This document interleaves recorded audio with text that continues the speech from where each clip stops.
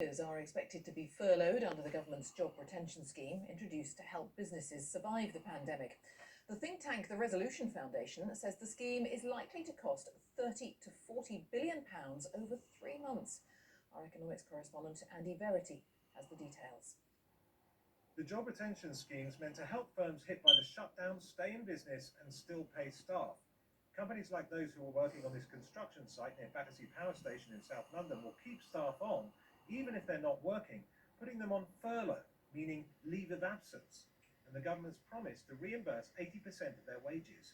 The furlough scheme has been brilliant because what it's enabled us to do is keep the capacity within our business and capability so that when we come through this, we can then redeploy our people immediately so we can go back to work. Olivia Webb has been furloughed in her job with a recruitment agency, but few employers are hiring right now, and she's not sure if there'll be a role for her when the shutdown lifts. While I am grateful to have not been made redundant, it does feel like I'm just waiting for the inevitable, because when these 3-month grants are up, what's going to happen then? Are businesses able to pay salaries again? Are they going to bounce back? Probably not. So it does feel a little bit like a bit of a waiting game right now.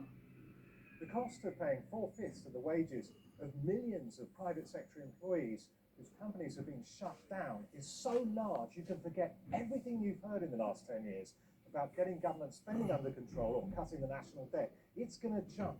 It is manageable as long as the shutdown only lasts for 3 months. But if it continues through the summer, the cost could soon start to spiral out of control. The latest figures released today by the British Chambers of Commerce find 37% of small and medium-sized companies are furloughing at least 3/4 of their staff, and a fifth will furlough their entire workforce. If that pattern's repeated across the economy, the Resolution Foundation estimates at least a third of all private sector workers will be paid through the scheme, at a cost to government of £30 to £40 billion. What happens? Business leaders say firms need money fast. If they don't receive some of the funding by the end of this month, many of them are going to have to take drastic steps. I'm afraid that we would see an increase in the rate of business failures, and we'd see a lot of otherwise viable companies going to the wall. But there are holes in this giant safety net.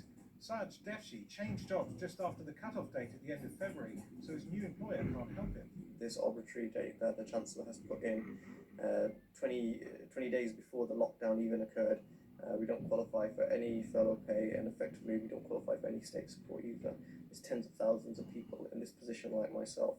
Whatever the scheme's flaws though, companies agree without it, this economic emergency would be even worse. Andy Verity, BBC News. It is 1:20. Our top story this lunchtime. Downing Street.